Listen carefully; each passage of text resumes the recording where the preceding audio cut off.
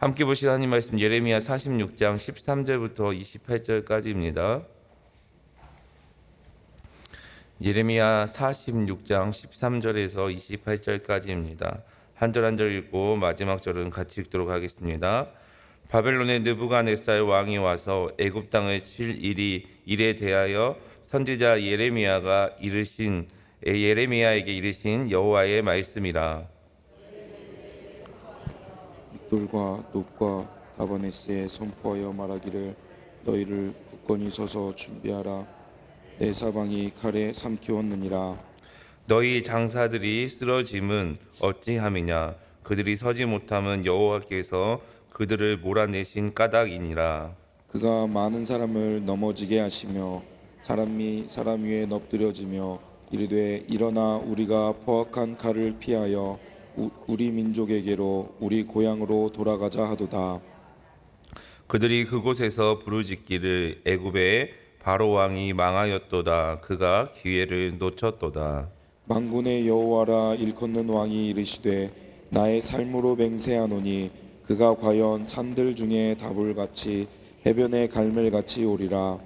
애굽에 사는 딸이여, 너는 너를 위하여 포로의 짐을 꾸리라.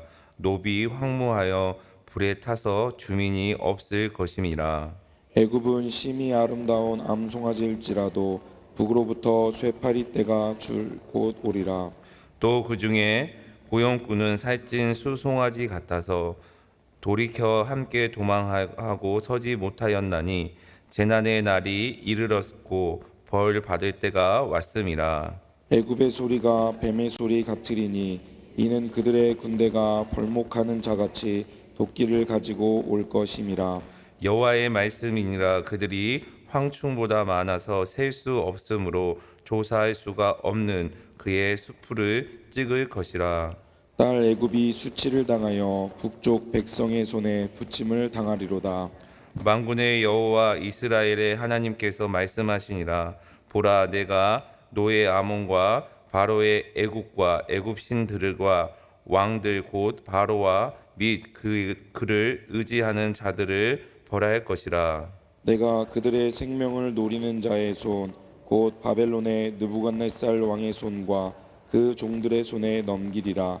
그럴지라도 그 후에는 그 땅이 이전같이 사람 살 곳이 되리라. 여호와의 말씀이니라. 내 종 야곱아, 두려워하지 말라. 이스라엘아, 놀라지 말라.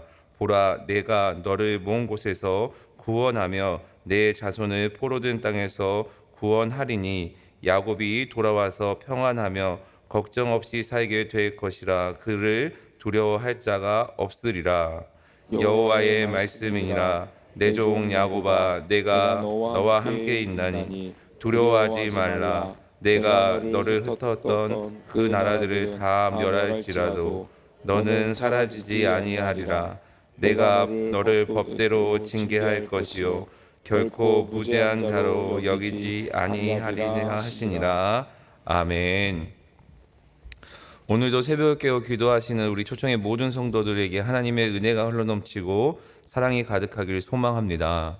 오늘 본문에 보면 애굽에 대한 심판의 메시지가 지속되고 있습니다. 오늘 본문 13절 말씀 다 같이 읽어보도록 하겠습니다. 시작.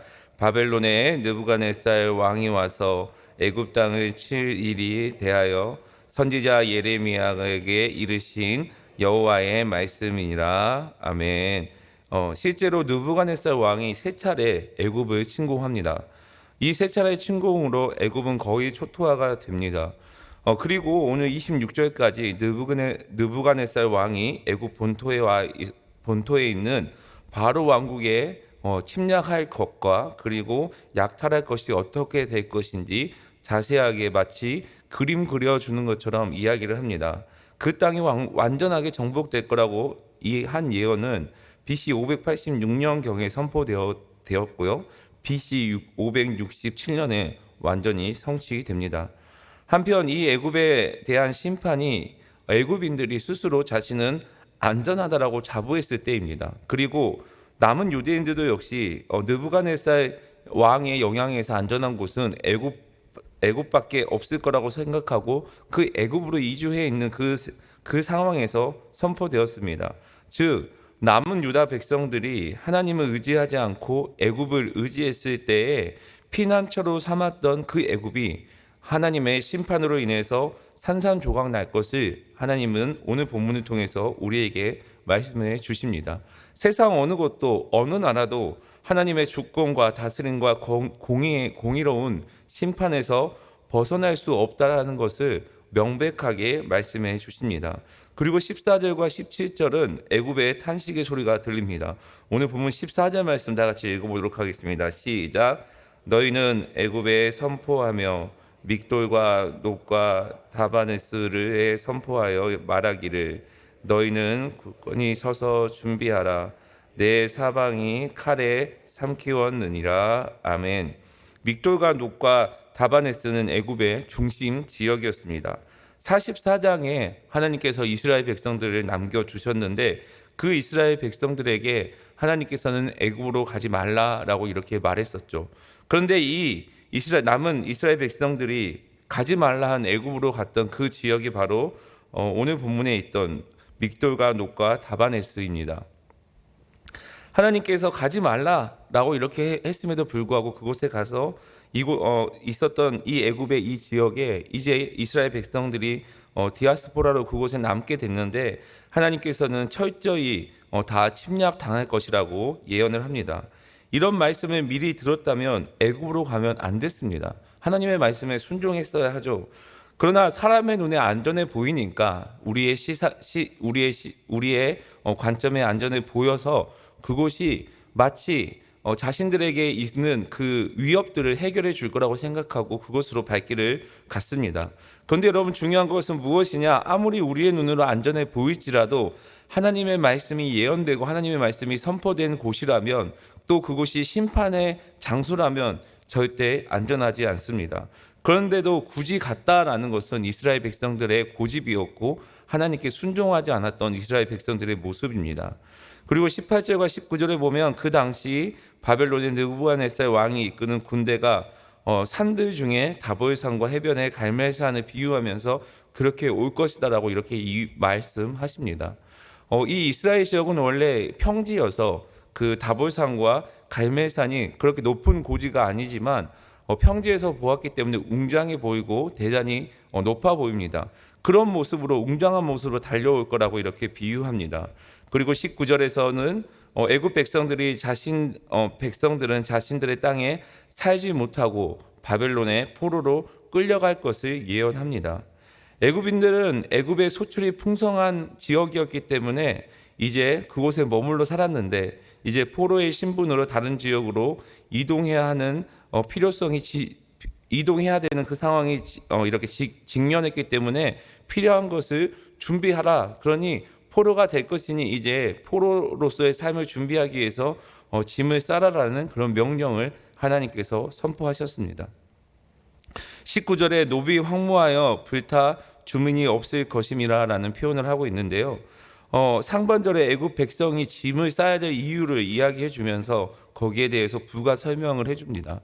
노비라는 도시는 애굽 고왕국 시대 수도로서 매우 중요한 도시였습니다.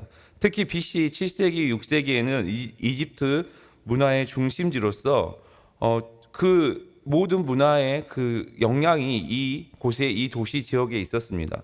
하지만 이들이 하나님을 온전히 바라보지 못했고 또 이러한 땅이 하나님의 심판으로 인해서 황폐해지고 불타버릴 것이라는 것을 하나님께서는 오늘 본문을 통해서 말씀하십니다.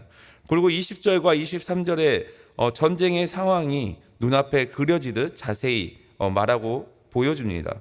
20절에 심히 아름다운 암송아지일지라도 라고 이렇게 표현하고 있는데요. 애굽의 풍요로움을 나타내는 동시에 그 애굽이 얼마나 무절제하고 방탕하게 살았는지를 보여줍니다. 또한 우상 숭배에 대한 이야기도 하고 있습니다. 여기 20절에서 심히 아름다운 이 일은 심히 아름다운이라는 이 말은 애굽 사람들이 그 모습들을 자신들의 모습을 꾸미기 위해서 무단한 노력을 했다라는 거죠. 풍요로우니까 먹고 살만하니까 이제 자신들을 가꾸기 시작했다라는 겁니다. 그리고 암송아지라는 표현 역시 우상 숭배가 형연히 이루어졌다. 우상 숭배가 정말 극에 달았다라는 것을 뜻하고 있습니다. 20절의 뜻은 부요함 속에서 스스로 단장하기 위해서 온 힘을 다해서 쾌락에 빠진 애굽의 백성들에 대해서 표현하고 있으며 온갖 정성을 다해 우상 숭배했던 애굽의 모습을 그대로 말하고 있습니다.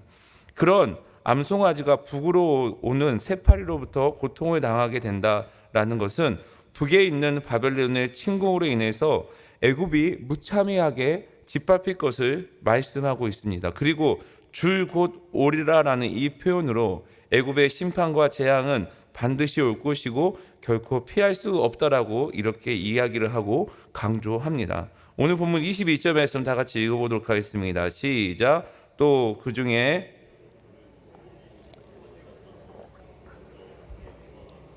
서지 못하나니 재난의 날이 이르렀고 벌받을 때가 왔음이라. 아멘. 21절에 고용꾼이 나옵니다. 이 고용꾼은 애굽이 이렇게 자기의 나라를 지키기 위해서 고용한 그 용병을 이야기합니다. 그런데 이 용병들도 애굽에서 오래 있다 보니까 애굽 사람들과 똑같은 모습을 보였다라는 거죠. 애굽의 상황을 더 악화시킨 이유가 바로 이 고용꾼에서 나옵니다. 전쟁을 위해서 용병을 이렇게 준비했는데 그들 역시 애굽인들처럼 사치스러운 생활을 해서 고용인인 용병들조차도 무기력한 모습으로 제대로 서 있을 그 힘조차 없다라는 이런 표현을 하고 있죠. 그리고 23절에 여호와의 말씀이라라고 다시 시작하면서 예레미야 선지자가 다시 한번 바벨론의 군대로 애굽 본토가 함락된 것을 이렇게 이야기합니다. 그런데 예언자가 이렇게 화자로 하나님을 소개합니다. 이유는 이 예언이 하나님의 말씀이고 하나님께로부터 주어진 말씀이기 때문에 절대 취소되지 않고 반드시 실행될 것이라는 것을 강조하기 위해서입니다. 당시 상황은 유대인들이 애굽의 세력의 강함을 생각하면서 예레미야의 그 예언을 불신할 수밖에 없는 그런 상황이었기 때문입니다. 다른 한편으로 애굽인들 역시 자신들의 막강한 군사력으로 이 예언을 무시할 수밖에 없는 그런 상태였습니다. 그래서 예레미야는 이 모든 의혹과 불신을 이렇게 없애기 위해서 여호와의 말씀이다라는 이 화자로 하나님의 말씀이고 예언의 주체가 하나님이시고 반드시 그 심판이 이루어질 것이라는 것을 말하고 있는 것이죠. 인간의 눈으로서 살아가기 너무 좋아 보이고 아무런 이런 어려운 것들이 눈앞에 직면해 있지 않으면 그 인간들은 우리의 모습들은 평안을 지려고 하고 게을러지려고 하고 무엇을 하지 않으려고 합니다. 그런데 중요한 것은 이럴 때 우리는 하나님의 말씀을 더 묵상하고 하나님의 말씀대로 살아가기 위해 노력해야 한다라는 거죠. 그렇지 않으면 언제 우리도 세상 사람들과 똑같이 애굽 사람들이 살찐 송아지처럼 그리고 암소를 예쁘게 가꾼 것처럼 우리 역시 언제 세상 사람들과 똑같아질지 모르기 때문입니다. 그렇기 때문에 여러분 하나님의 말씀을 더욱 묵상하고 하나님의 말씀대로 나아가시는 우리 초청의 모든 성도들이 되시기를 예수님의 이름으로 간절히 축복합니다. 오늘 보면 24절과 26절에서 애굽이 철저히 바벨론에게 패전할 것을 소상히 기록하고 있습니다. 이렇게 소상히 기록한 이유는 애굽에 대한 기대가 컸기 때문입니다. 애굽 역시 자신들이 이렇게 멸망할 거라고 생각하지 않았고 이스라엘 민족 역시 애굽에 있으면 안전할 거라고 생각했습니다. 그런데 그 기대감이 컸기 때문에 그 애굽에 대한 하나님의 심판의 의지를 정확하게 보여주고 그 하나님을 의지하지 않고 그 사람이 자신들이 가지고 있는 것을 자신의 시선과 자신들의 생각으로 가지고 있던 그 의지한 것이 얼마나 산상조각 내고 심판이 이루어지는지 그 하나님의 강한 의지를 나타내기 위해서입니다. 우리가 의지하는 것이 하나님 외에 다른 것이 되었을 때 때론 하나님께서 그 의지하는 것을 철저히 심판할 때가 있습니다. 어느 때는 잔인하게 그것을 끊어놓기도 합니다. 그 이유는 무엇이냐? 하나님의 백성들이 헛된 기대나 소망에 이렇게 갇혀있게 하나님께서는 놓지 않기 때문입니다. 온전히 하나님을 의지하고 하나님만을 의지했을 때 하나님께서 하나님의 백성들을 하나님의 길로 인도하는 거지 다른 것을 의지하고 그 다른 것 헛된 소망과 헛된 것을 쫓아갔을 때는 하나님께서는 철저할 정도로 우리를 심판하기도 합니다. 하나님께서 우리를 부르셨을 때는 막 태어난 아이처럼 다루십니다. 그래서 은혜도 많이 부어주시고 기도하면 기도도 바로 응답될 것처럼 그러한 은혜가 있습니다. 그런데 이 신앙이 점점 이렇게 성장해야 되는데 성장하지 않고 있으면 하나님께서는 하나님의 뜻대로 우리를 인도하신다라는 거죠. 우리가 하나님이 우리를 인도하신다면 반드시 그 하나님의 인도하심대로 따라가야 합니다. 왜냐하면 그때 우리가 그 하나님의 인도하심을 통해서 신앙으로 성장하고 그리스도인으로 성장하기 때문입니다. 하나님께서 인도하실 때 정신 차리고 하나님을 따라가야 합니다. 왜냐하면 자칫 우리가 정신 차리지 않게 되면 그 길을 잃어버리기 때문입니다. 그런데 여러분, 하나님께서 우리를 인도하시는 이유는 무엇이냐? 우리를 사랑하시기 때문이죠. 우리를 너무 사랑하기 때문에 하나님께서는 하나님의 백성다운 삶을 살아가기 위해서 우리를 인도하십니다. 그래서 가끔 고난도 겪게 됩니다. 여러분, 그런데 고난을 겪고 나면 그 이후에 어떻게 됩니까? 우리의 신앙은 어느 정도 성장해 있다는 것을 우리는 우리의 삶을 통해서도 발견합니다. 우리가 자녀를 양육하는데 자녀가 아무 성장하지 않고 어린아이처럼 있으면 우리의 마음이 어떻겠습니까? 우리의 신앙의 모습도 마찬가지입니다. 하나님께서는 우리를 바라볼 때 신앙인으로서 하나님의 백성으로서 성장하기를 원하십니다. 그런데 어제나 오늘이나 신앙생활이 똑같고 작년이나 올해가 신앙의 모습이 똑같다면 우리를 바라보는 하나님의 마음은 어떻겠습니까? 매일 같은 것만 하는 것이 아니라 매일 우리의 삶을 통해서 하나님께서 인도하심을 바라보며 신앙으로 성장해 가시는 저와 여러분이 되시기를 예수님의 이름으로 간절히 축복합니다. 이스라엘 백성들에게 하나님께서 원했던 것은 무엇이냐? 돌이키기 위함입니다. 돌이켜라라는 것이죠. 이미 징계가 확정되었기 때문에 그 징계를 받고 하나님의 백성다운 삶을 그 고난을 통해서 이겨내기를 하나님께서는 원하셨습니다. 그런데 그럼에도 불구하고 그들은 그 말을 돌이키지 않았습니다. 그래서 하나님께서는 그 심판을 임한다라고 이렇게 예언을 하고 그 심판이 온전히 이루어질 것이라고 오늘 본문에 이야기하고 있습니다. 그런데 주님께서는 또 한 가지 약속을 하십니다. 그렇게 철저히 패망할지라도 이게 끝이 아니라고 말합니다. 신앙인으로서 우리가 걸핏하면 옛것으로 애굽으로 돌아가려고 하는 그 모습들 가운데 하나님께서 애굽으로 갔을 때 이러한 심판이 있고 또 그것을 끊어내야 된다라고 오늘 본문 27절과 28절을 통해서 말씀해 주십니다. 오늘 본문 27절, 28절 다 같이 읽어보도록 하겠습니다. 시작. 내 종 야곱아 두려워하지 말라.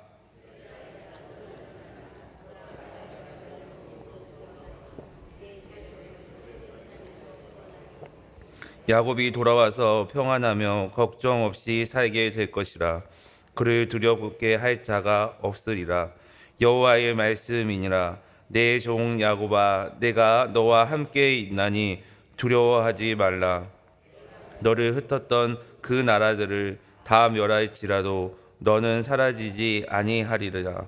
내가 너를 법도대로 징계할 것이요 결코 무죄한 자로 여기지 아니하리라 하시니라. 아멘. 포로가 되어도 돌아올 거니 걱정하지 말라라고 이렇게 이야기하고 두려워하지 말라.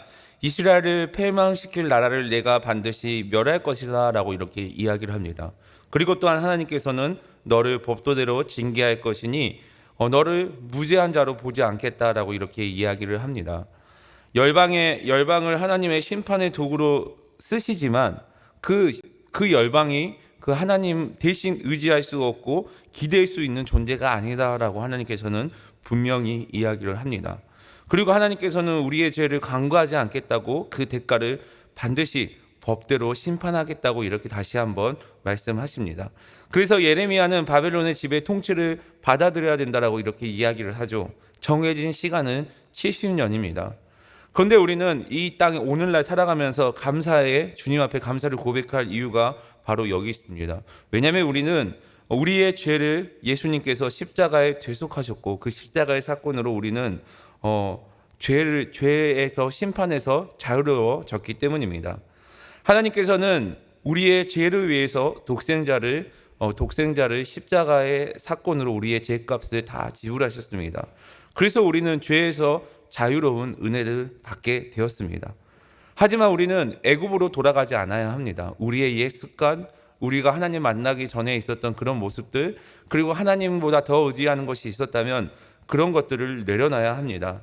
우리의 잘못된 습관들을 우리의 유혹에서, 우리의 삶에서 온전히 벗어나게 하고 온전히 십자가를 바라보면서 그 십자가의 은혜로 하나님의 백성다운 삶을 살아갈 때 하나님께서는 우리를 가장 좋은 길, 가장 선한 길로 인도하시고 하나님의 백성으로서 우리의 삶에 하나님의 은혜가 흘러넘치고 사랑이 가득한 그러한 삶을 살아가게 할 것입니다.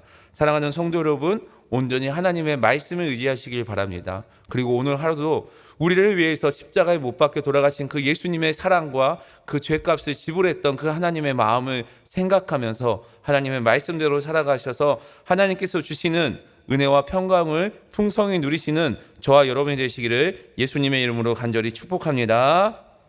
사랑의 하나님, 감사합니다. 오늘도 새날을 허락하여 주시면 감사하며 우리가 오늘 하루도 살아갈 수 있는 새 힘을 허락하여 주시면 감사합니다. 오늘 하루도 온전히 하나님의 말씀을 의지하기를 소망합니다. 하나님의 말씀이 우리의 삶을 붙들을 수 있도록 인도하여 주시고 우리가 하나님보다 더 의지하는 것이 있다면 내려놓을 수 있도록 인도하여 주시옵소서. 애굽을 철저히 심판을 하셨던 그 하나님의 모습을 바라보면서 우리가 온전히 이 땅에 살아가면서 하나님만 의지하며 하나님만 바라볼 수 있도록 인도하여 주시옵소서. 오늘 하루도 주님께서 주시는 말씀에 붙들림 받길 소망하며 우리가 그런 삶을 살 때 이 시대에 하나님의 백성다운 삶을 살아감으로써 십자가의 사랑을 이 시대에 실천하며 나아갈 수 있는 우리 모두가 될 수 있도록 주께서 인도하여 주시고 함께하여 주시옵소서. 감사드리며 예수 그리스도의 이름으로 간절히 기도드립니다. 아멘. 이 시간 말씀을 기억하면서 주님 앞에 기도하며 나아가도록 하겠습니다. 우리가 온전히 하나님의 말씀만 의지하며 하나님의 말씀대로 나아갈 수 있게 기도해 주시기 바랍니다. 캄보디아 선교를 위해서 기도할 때 오늘 일정 마무리하고 오늘 밤 비행기로 출발해서 내일 오전에 도착합니다. 잘 돌아올 수 있도록 기도해 주시고 교회를 위해서 기도해 주시기 바랍니다. 우리 교회가 하나님께서 주신 사명 잘 감당할 수 있도록, 그리고 우리 각자의 삶을 위해서 이 시간 주여 한번 부르고 주님 앞에 간절히 기도하며 나아가도록 하겠습니다. 주여.